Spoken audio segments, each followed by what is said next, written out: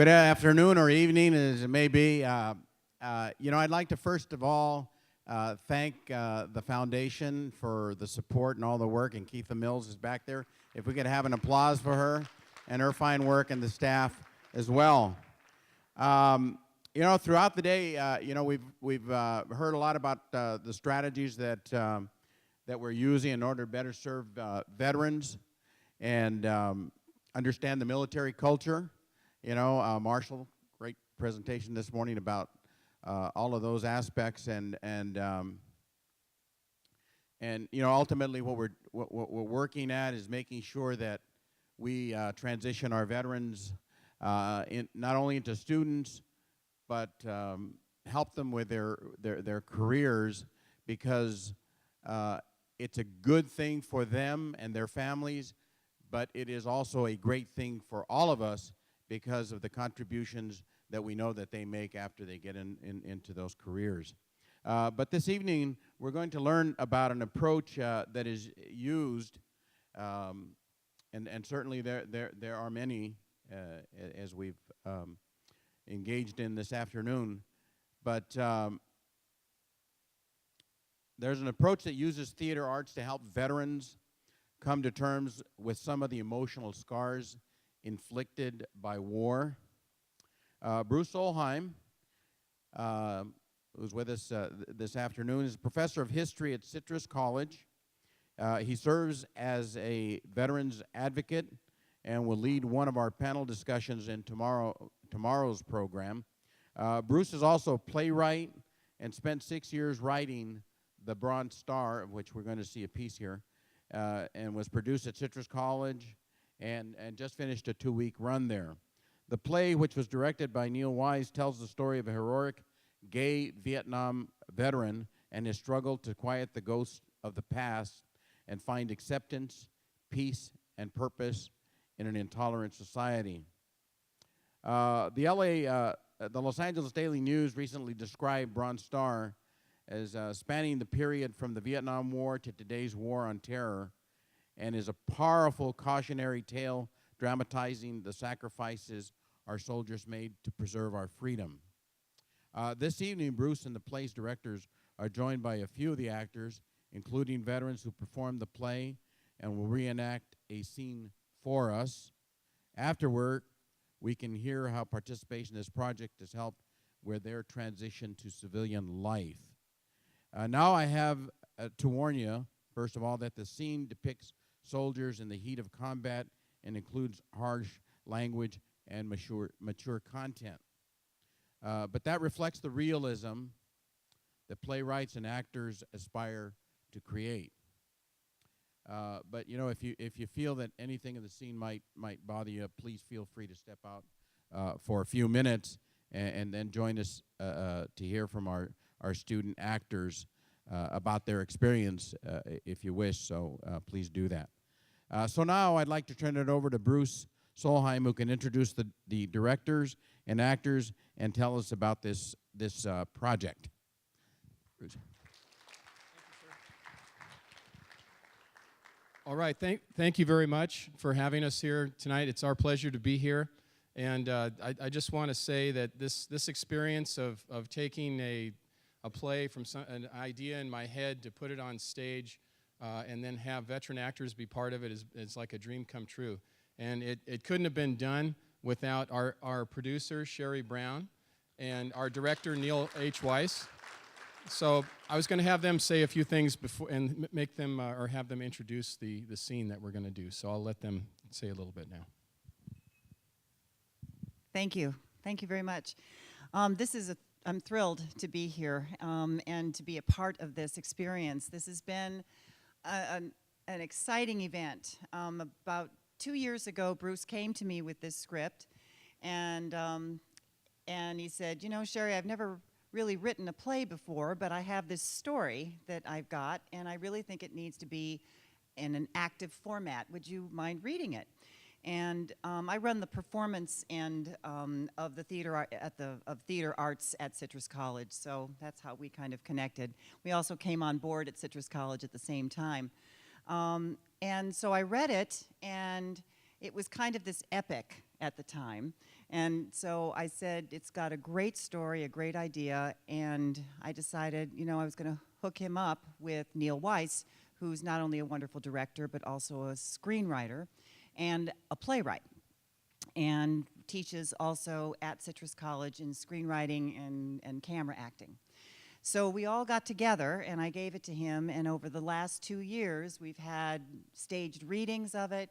We've had informal readings where the first one was I literally would take an actor, one of my students, and say, what are you doing this afternoon? Here's a script, read this part, and we would get together, and then it got more and more formal as we went along to what we eventually came up with this last November. So it's been a journey, a joy, and a journey, and it's taught me so much about the process, about veterans, about the struggles. It's taught me more than I ever thought I would know.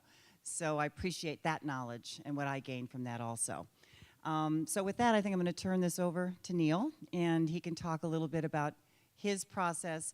But before I do want to say one more thing. It is amazing what theater arts and what the arts can do for students who are not necessarily possibly going to be actors or directors or designers, but what the arts, and not just in theater, but in music and in art and dance, and how the arts itself make a person grow and make a person develop and allow them then to become fine human beings, more well-rounded human beings, no matter what area of interest. It really doesn't matter. Doctors, lawyers, anybody. It's just, and I feel like I need to be an advocate for it these days. And so that's why I'm saying that.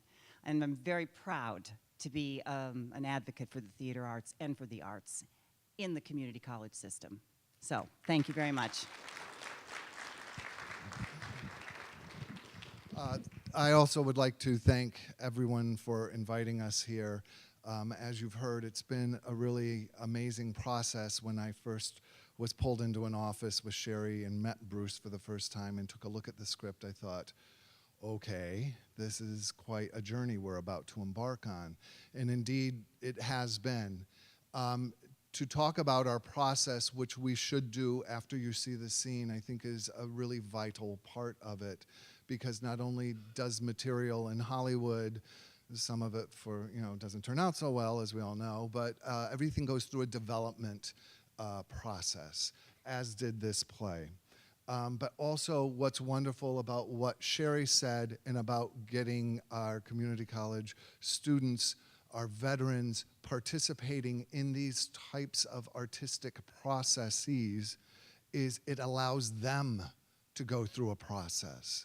It allows them to go into perhaps troubling, vulnerable, or even in some cases darker areas of their psyche or experience, and to do so in a safe space and in a very safe way. And that's something I always sort of knew, but now I know in my heart, because I've just spent 2 years of my life working with a wide range of students and veterans and instructors to discover the truth of that statement. So I, too, can't emphasize enough the value and importance of things like these experiences, as well as the generosity of the California state education system for putting classes like the one I'm privileged to teach, a stage and screenwriting class, into place so that people have some place to come to tell their story. Whether that story winds up being a movie of the week or a $200 million blockbuster or just sits in their drawer the rest of their life. It's incredibly valuable. And for our education system to recognize the value in that process is phenomenal. And I'm very proud and honored to be asked to teach a course like that. This piece came to us through Bruce. Let it be known that our main character, Carl, was a vet, a gay Vietnam vet, a real person who, after he left this mortal coil, as Shakespeare says, Bruce was given his diaries and audio tapes from which he culled this story. So it's all very, very truthful and comes from a very real place.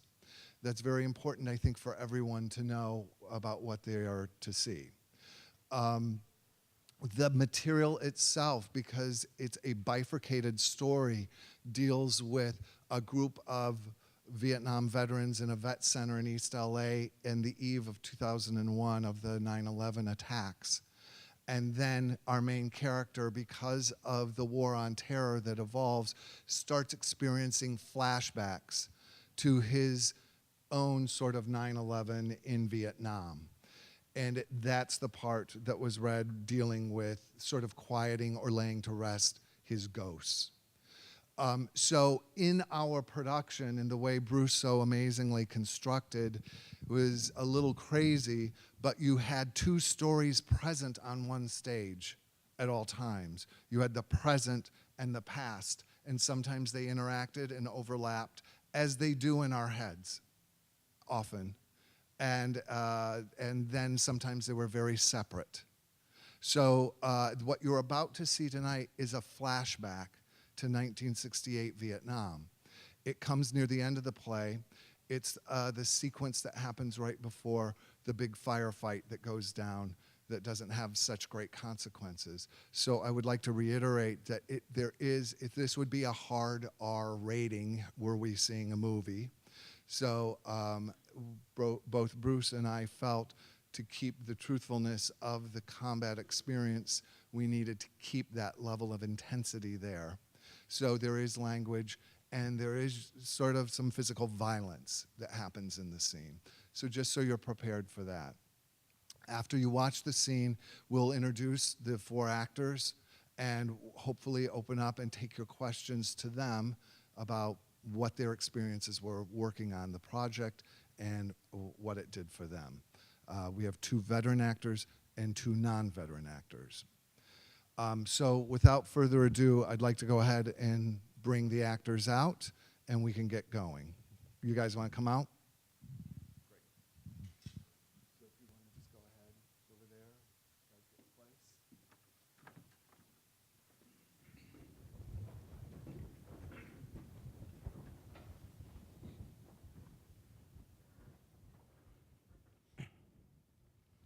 You're about to see a scene from The Bronze Star, a play written by Bruce Olive Solheim and Neil H. Weiss. It is based on the story of a Vietnam vet named Carl.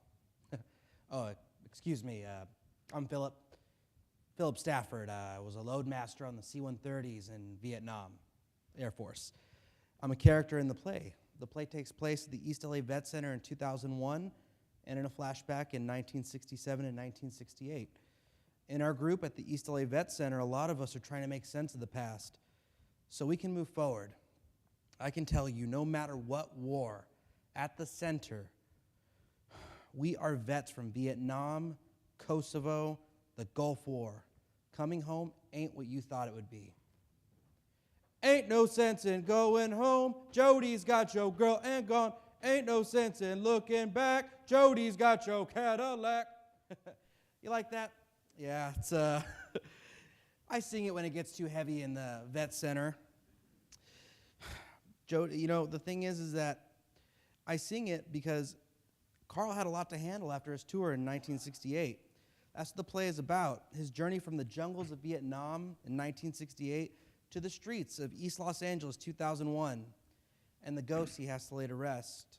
Oh, here, I'll let the characters introduce themselves. First Sergeant John Jenkins, Americal Division. I Drang Valley 65, July to defensive 68. Specialist Mac Morano, Grunt, Radar Crew, fucking July, South Vietnam. Hey, from Brooklyn, baby. Peace, love, and death from above. Sergeant Carl F. Eliason, Chulai, South Vietnam, 1967-68, U.S. Army, Americal Division, Radar Crew Chief.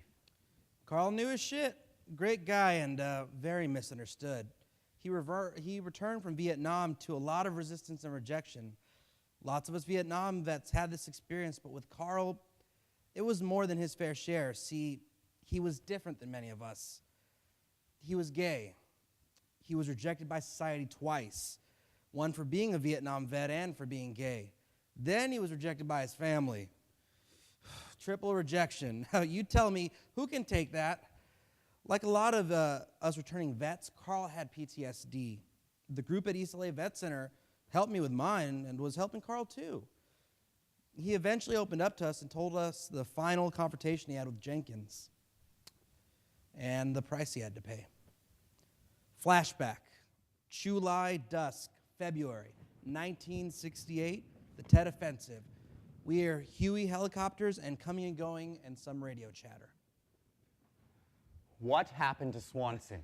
I told you, he was dead, dumb shit. But how? How do you think? Friendly fire, chopper went down. Do we have second, third platoon reinforcing the flanks? No, Captain Buttons never said nothing. We can't leave our flanks exposed. Where the fuck's the radio? It's not working. Fucking idiots. Hey, quiet! You guys hear that?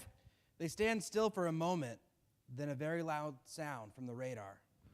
Hey, what the fuck is that? Charlie's coming in force. We got movement. Large and small groups, all trails. Hold this position no matter what, understand? Where are you going? I'm going to get those platoons for reinforcement. Now, I gave an order. Fucking hold this position. But where is Captain Buttons? Never mind that now. Do what I said, and you may survive this. I know you killed Captain Swanson. Shut the fuck up. Unless you want to go home in a body bag like your boyfriend. Now, get your hands off me. Here they come! What did you do to him? I'll watch my back if I were you, Sergeant. You're in a world of shit where your life means nothing. Enemy fire, friendly fire, same. No questions. Understand? Yes. Yes, what? Yes, First Sergeant. Now, waste these fucking gooks. Anybody runs, kill him. Carl, what do I do? Fuck, get down, Mac. They're everywhere! All hell breaks loose. Artillery, AK-47s, machine guns. Die, motherfuckers! Woo! Die!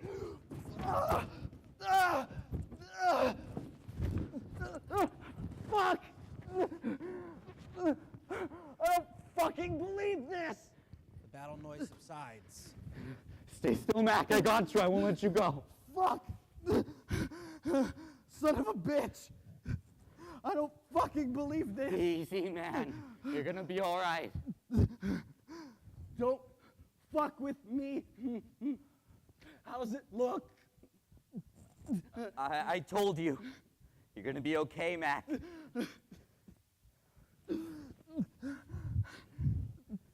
I'm home. This is my family.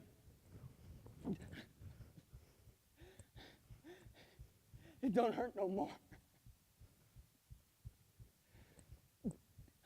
Like a dream.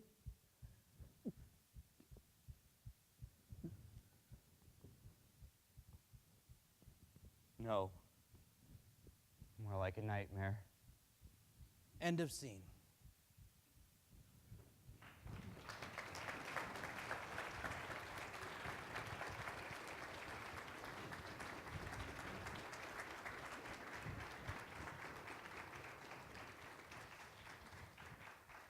So thank you, and I'd like now for the actors to introduce themselves, and go ahead. Why don't you start, Garn?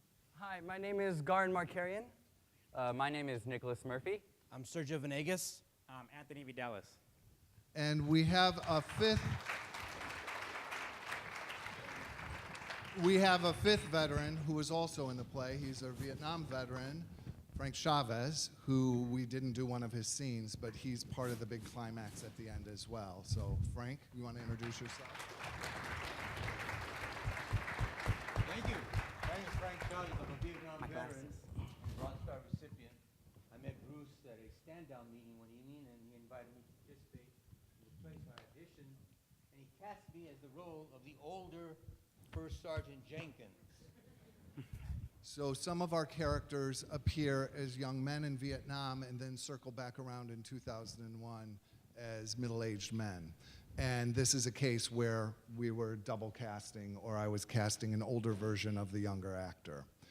This happened in several of our other roles. So how would you like this to proceed? Would you like to open it up to questions, or would you like to hear the guys talk about their experience working with the show? Okay. Great. You guys, they're still mic'd, yes? Great. So why don't we start with Anthony? You talk about getting your involvement in the show. I got a mic. I'm good. Well, like I said, my name is Anthony Vidalis. I am one of the veterans. I was in the Marines from 2004 to 2009, and then again from 2011 through 2012. Both times I left the Marines, I was medically discharged. So it's very, I obviously have one of the roles of First Sergeant Jenkins. I honestly, I really don't even know where to start. There's so much to say that it was working in this production, it was probably one of the best things I could have done. You know, it challenged me, and it felt like home. You know, if any of you are veterans out there, you know how it is to be in a unit with your brothers, and no worries, it's home to you, and then you leave that, and what do you have now? You know, the whole world's against you now. No one's there to watch your back, no one's relying on you, and you're not relying on anybody else. It's just you and the whole world by yourself, you know, and for the longest time, I was up and down, and then I started doing this whole play, and then people were relying on me. And as I relied on them, it was that brotherhood, that connection that was definitely missing in my life. So I think for now, that's what I'll say. If anyone has questions, you know, they can really feel free to ask. I just have one warning, that because of my experiences, I no longer hold anything in. I speak true. If you want to know my deployments, I'll tell you my deployments. If you want to know the truth, I'm not going to sugarcoat anything for you. I'll tell you, yes, this is what I saw, this is what I did. And I've learned over the years, as I do that, I overcome my demons, as you could say. Back in 2007, I was diagnosed with high PTSD. As of 2012, I show no signs or symptoms of PTSD. That's because of art, photography, theater. I mean, I don't know where I would be with art. I don't. So that's enough for me.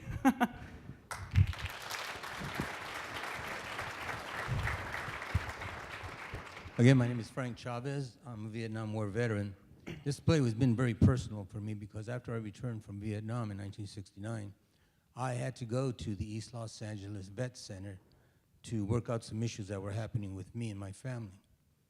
So this is all very personal for me. Right now, I work with the Epilepsy Foundation in Los Angeles. I reach out to veterans to raise awareness about seizure recognition, traumatic brain injury, and concussions, and how it relates to post-traumatic epilepsy. So I'm really honored to be part of this group here. And I'm very honored to be in front of you guys because I used my GI Bill and I got my degree at Cal State Los Angeles in social welfare and corrections. I spent 20 years in the California Department of Corrections as a parole agent.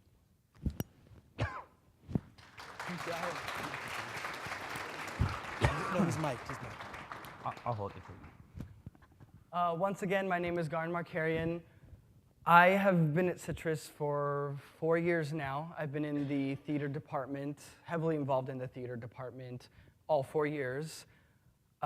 This is, I believe, my 5th production there. I've worked with both Sherry and Neil in the past, and I've even taken Bruce's history class at the school.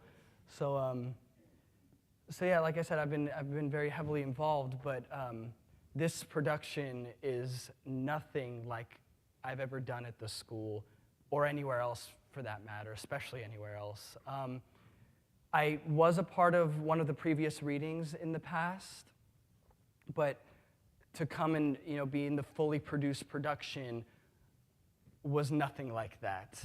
It was such an honor to get to work with veterans and my fellow acting students and even some professors in the school were in the cast with us. And it was just an incredible experience, and it pushed me as an actor, as a person, to places that I never thought I would be pushed to. And I've learned so much, and I am so grateful to those three over there and the people standing next to me for this opportunity. So, thank you.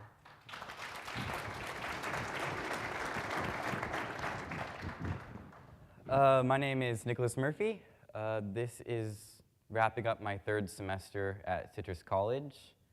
I was involved in the Bronze Star, the dramatic stage reading that we had last fall in the Hall Performing Arts Center, and I was just ensemble then.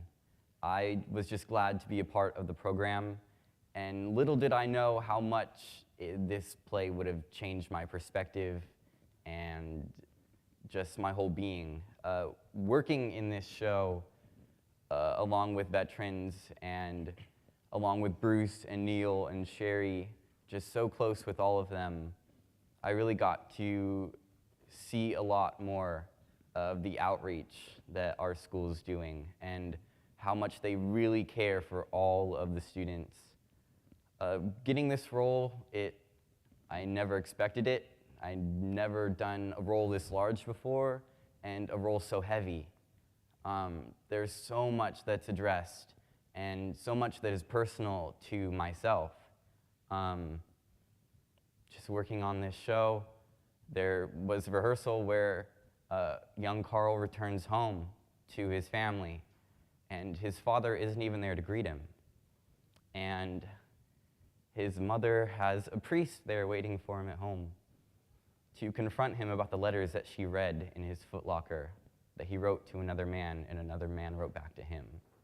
And that scene truly, it didn't mirror, but it was very close to an experience that I've had. And working with that connection with Carl and just feeling that weight that he had to carry for years and years and years through being a veteran, through being gay, through all of the things that he had to deal with. It is truly a great program that Bruce and Sherry and Neil are putting together with everyone. Anthony and Frank and Sergio, I wouldn't trade the experiences I've had for anything. The bond that we had with everyone in the show, all my brothers in Vietnam, which I still call them that, we were a family. We had that connection. We worked towards it, we achieved it, and it was real. And I'm very glad to be a part of it.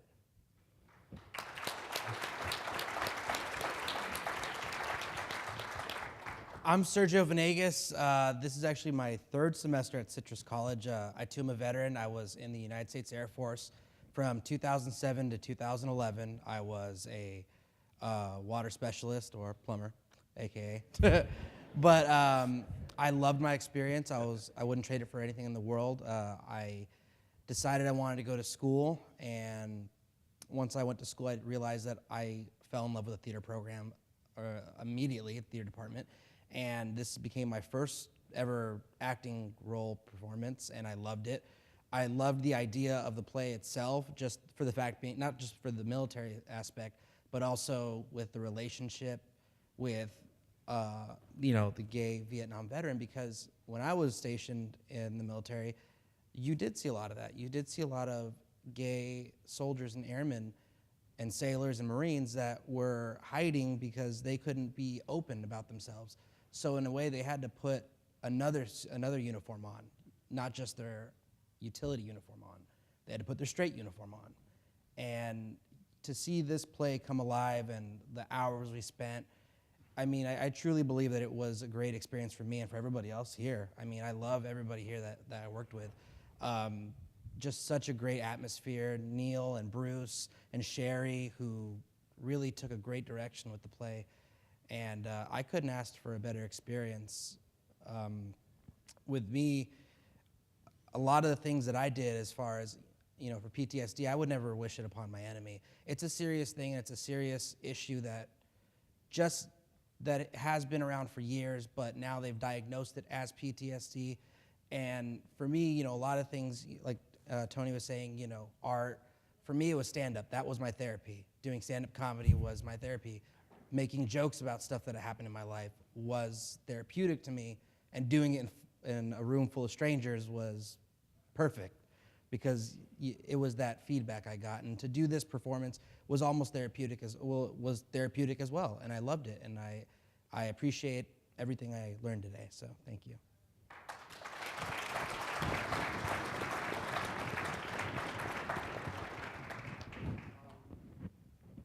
Does anyone have any questions they'd like to direct towards any of the actors? I'd like to say, as a director, part of my process was I went to Anthony early on because I had a lot of young Southern California boys, actors, who had no clue what went on in the military.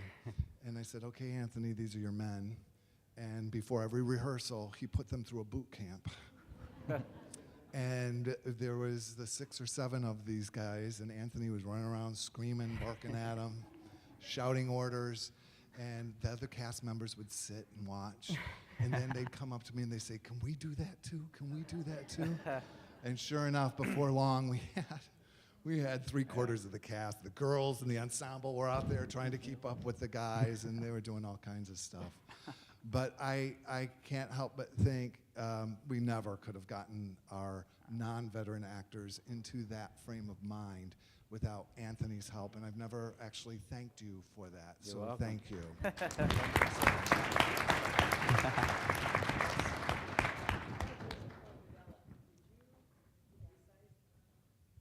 Dallas. Yes. Sorry, I got like really bad hearing, an IED, so. Did you also had a counselor working with you at the same time when you started the theater? Honestly, prior to theater, I always, well, let me step back first. When I first got out in 2009, like I said, I didn't know what I was doing. You know, I was just, the statistic, the norm is to get out of the military and go to school because you have this GI Bill, and that's what I did. I really did not know what I wanted to do. So I went to school and I just started taking whatever classes, you know, like, oh, you know, the GI Bill doesn't pay me to live off for 3 years? Hell yeah. So, you know, that's what I did. I honestly, truly, I will be honest, I took advantage of a privilege. And I wish I did not, because if I did, I could have pulled back and got more involved in theater. And it's sad that it took me this long to realize that. But it's a lesson learned that I'm moving forward from. So with that being said, I did the Citrus for a while, then at the police academy over at Rio Hondo, and then I came back to Citrus. And that's when I actually met Dr. B. I learned about the play. I was getting more involved at the vet center there. Monica helped me out a little bit. And you know, the biggest credit I owe to Citrus College is Teresa. She was that voice in my head, is like, get your head out of your ass kind of thing, you know? Like, we veterans, we're not used to having our hands held. We're used to being told. So with Monica's help, Teresa's help, Dr. B's like, hey, I have this play about, you know, Vietnam, audition for it. Okay. I was given an order. I was like, hey, audition for it. Like, okay. And you know, so I did, and next thing you know, it started running off, and then I got more involved in the arts. I do photography. Like, do my photography, I express what I feel. You know, for everything from PTSD to my loneliness to my depression. I will admit, I was an alcoholic for a while. Got help. Like, I personally got help. I saw the problem, and nobody told me I had a problem. I told myself I had a problem, so I got the help. So it's all through, I mean, I cannot say it enough. It's literally photography, art, theater that saved me. And these 3 that saved me. So I hope that answered your question. Yeah, you did.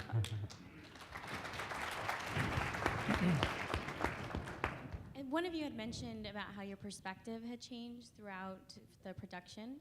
And a lot of the times, for those of us who work with veterans, we hear complaints in the VRC is like, oh, for those that are non-veterans, so their other student counterparts is like, oh, and they're on Facebook in class, and oh, they don't pay attention, and oh, they should listen, and they're so disrespectful. Is vice versa from you all working with the cast of vets and then all students, but vets and non-vets. How did your perspectives change of each other?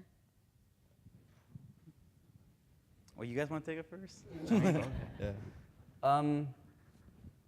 I've never really worked with veterans ever before. And in my family, I never really knew too many. I know my grandpa, he did serve in the Navy, but I never had a chance to really ever talk to him.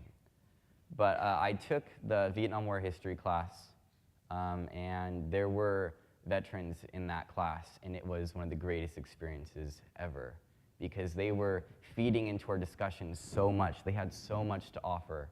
And that's what really drove me to audition for the play again and to try it out.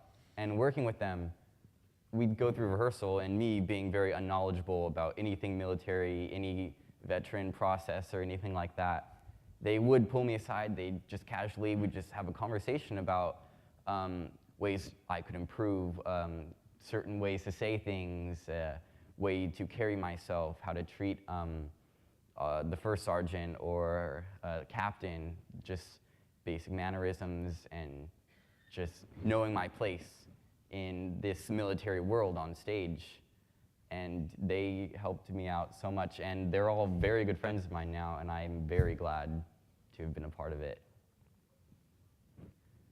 Garland? Yeah, like Nick said, I've never known any veterans on a personal level. I have never had any in my family. I've never known anybody outside of my family. So this didn't change my perspective as much as it gave me a perspective. And that perspective was that they are hardworking, passionate, loving people. Anthony, one of the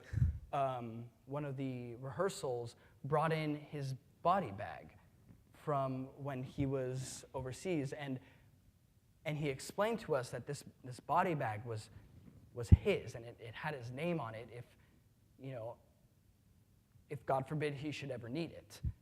And it just kind of hit us like a ton of bricks. And for Anthony to open up to us that way and to share that with us and show us something that personal was just incredible. And so I've learned now that I mean, veterans are just like any other human being, except they just understand more about the importance of life and of connections with other human beings and relationships. So, yeah. That's good, dude. you about to tear to my eye, dude. You about to tear to my eye. So, Frank? Excuse me? I think I spoke. I believe I spoke. Should I say more? Again, it was a great experience working with these guys, especially with First Sergeant Jenkins. I had to play the older sergeant that came back, and I came back as a homeless man in a wheelchair, but I was still the antagonist, and I still attacked Carl. And the scene's very emotional, and eventually Carl ends this whole situation by telling old man Jenkins that it's over with. It'll never happen. It happened, but it'll never concern him again. I think it's a great role. I wish some of you would go see this play. It's just a fantastic play. Some great actors here, a great director, and I believe it's going to go far. I wouldn't be surprised if this thing goes on the road. Anyhow, thank you very much.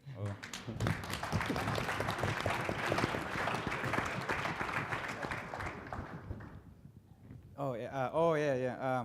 Well, just real quick, as far as like you, coming back and being 26, 27 in a room with a bunch of 18, 19-year-olds where they're texting, talking back and forth. And I think the reason I clicked really well with my character, because I was that Marine. I was a hard ass. I was forward, front. Besides the killing, the prostitution, betrayal, this and that, I was the hard ass Marine on my Marines. So if I told you to do something, you're doing it. So I was used to order, authority, respect, this and that, and like you get to the classroom environment, a lot of these 18, 17, 19-year-old kids, they don't have it. But I stepped back and I learned that, you know what, that is their path. They're traveling and not me. They're just a sight that I'm seeing as I travel my path. If they want to stay in the back and they want to laugh off mommy and daddy's thousands of dollars that they're paying for their education, that's fine. Because like he was saying, you know, like this is a whole nother group. The theater production people, they're serious. You're not going to come to theater and make a fool of yourself and not be serious about it. I mean, I think this is why us veterans click so well with theater, and we make our fool out of ourselves in our units. We have no safe cushions, we have no boundary, we have nothing. And then I think that's what made us really click really well. And I'm sorry if I didn't answer your question directly, but he wanted me to point out something. With the body bag, my unit, I was involved in special operations, and I was black marked. Every time I went to a village, you know, the surgeons, oh, you're, you know, Corporal Vidales, I know you. Like, oh shit, really, dude? And me being the kind of the smart aleck that I am, like, okay, I'll beat them to the punchline. And I got all of us body bags, you know, and they had our names on it. Like, holy crap, this is actually serious. So, as a realization, something I would do to my young Marines, so they knew this is real life, this is serious, I would have them get in body bags. So if they wanted to be complacent, they didn't want to take their training serious, this is where they were going to end up. This was the last thing they were going to see. And I challenged all the actors to get in that body bag, and they all did it. So like they all got in the body bag, and that's where my respect for them came out, because they're taking their roles as serious as I took my training. So. And to piggyback off that, as the director, I felt, you know, Sherry and I can't say enough about Sherry Brown, the producer and who runs the program there, to having the vision and the foresight and generosity of heart to put these things into place, because there's a lot of moving parts here with a lot of things that could have gone wrong at any given moment. And thank God, knock wood, it didn't happen. But what I wanted to say was I was very, very hyper aware of my responsibility to, number one, create a safe space for my actors and my veterans to work in and to do this work. But I was also very aware and had to convey to my 18 and 19-year-old and 20-year-old texting actors that I wanted to kill at moments that they had a huge responsibility, because they were playing characters, they were playing men who in most of their cases had laid down their lives. Because in the play, we lose a few characters along the way. And if that didn't scare the crap out of them, I reminded them that we were going to have real live veterans sitting in the audience watching them. And there was gonna be a really great bullshit meter happening. And these kids better get with the program or get off the bus, because none of us had the time to dilly-dally around with this. So I think by dovetailing off of what the veterans were bringing to us, I really sought to try and keep the standard at that level. I also, as the director, who we directors like to think we're in charge of things, we're never in charge of anything, I was very, very open in this process. When I did not have an answer to a question, I turned to Anthony, I turned to Sergio, I turned to Frank numerous times, or to ask them to answer the question, to make their experience part of our process. Also, I'd be in the middle of explaining something, and I'll never forget Frank would go, Neil, can I say something? And I'm like, oh God, here we go. My bullshit meter better be working too. And he would say, I would offer this point of view to take into consideration for this moment in the script. And I would go, yeah, you know what? Listen to Frank. That's a much better idea. So talking about changing perceptions, it became a production and a process about listening and really hearing what each other had to say. And I think that's sort of the big key. And I think that's why we've been successful with it today, and hopefully will continue to be. So I just felt I needed to interject that. I also would encourage any of you who are in the system working maybe in your own division or your own department to do what Sherry has done with Bruce and reach out to other divisions and other departments to collaborate in ways outside the box that you would never think would work, to just see what happens, because that takes real vision and it produces amazing results. So again, I think if any of you are in here, and I don't know everyone's roles and responsibilities sitting in here, from counselors to educators, if you can force yourself to sort of break out of the way you think about how you're conducting business in your departments to try and achieve results, please do it. You can also talk to any three of us, and we'll be happy to guide you through answer any questions or guide you through any processes if you want to try and step off this sort of art and PTSD and veteran and sort of combining processes. We're very happy to be a part of that discussion with you. So I'm sorry for the PSA I just did right there.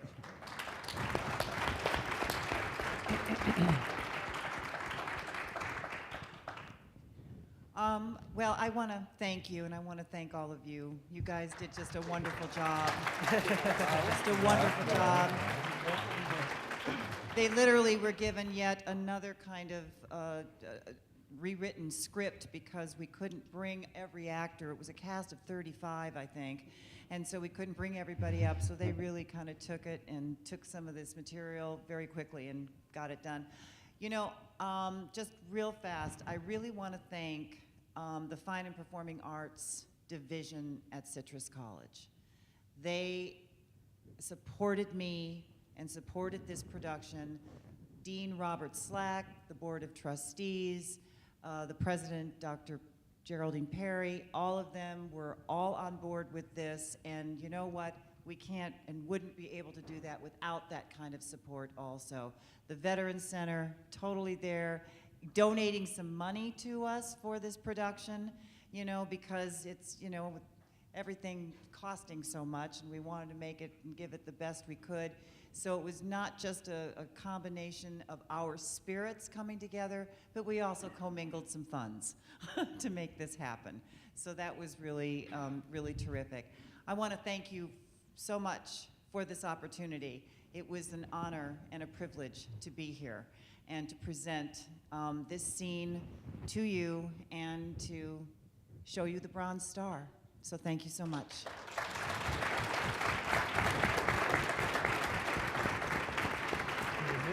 I want to thank the three of you, Bruce, Neil, and Sherry, for the work that you've done in putting all of this together, because I think that theater certainly is not only a means by which we entertain, but also very much, as you say, a means by which we render therapy.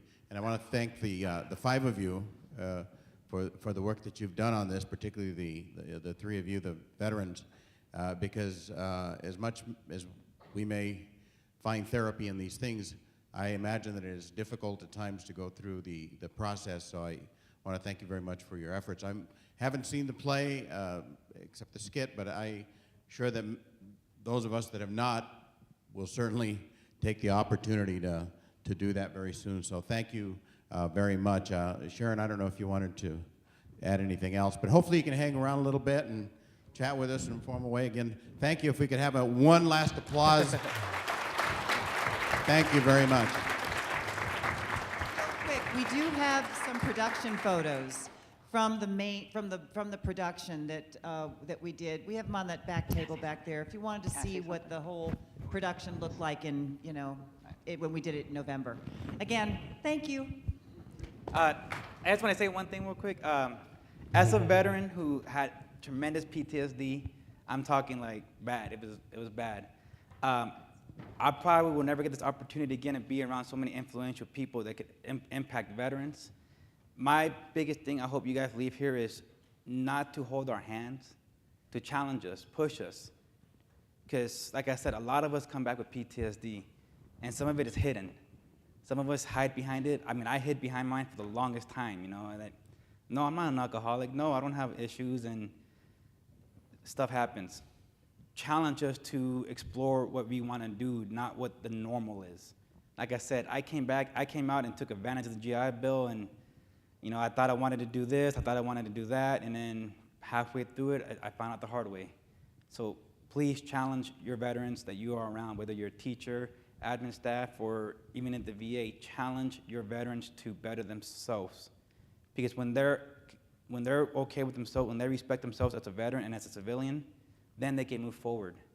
Like now, I'm moving forward now. So please.